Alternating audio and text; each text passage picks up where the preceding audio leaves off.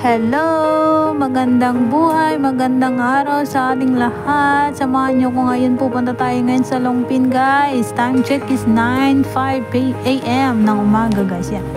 So pupunta tayo ngayon sa Longpin Station at pupunta na nga ako sa MTR.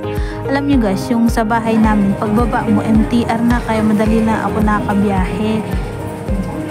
Buti naman at sa baba lang namin yung MTR, kahit late ako magising pag may pupuntahan ako, hindi na ako maglalakad ng malayo. So kahit saan ako pumunta, okay lang kasi malapit lang yung MTR sa amin.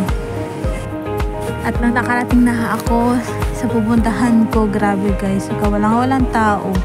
Tapos na late pa yung may-ari ng bahay kasi wala daw dyan. Yung inabot ako ng 10 minutes pag-aantay. Kasi hatid ko tong gamot guys. Tapos doorbell ako ng doorbell. Yun pala, sira yung doorbell nila. So yun, nagantay na lang ako.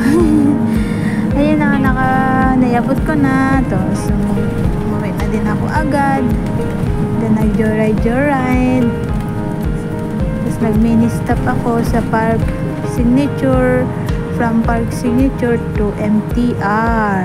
Ayan, yun lang ang aking journey ngayon guys. And walang masyadong ganap. Thank you for watching po.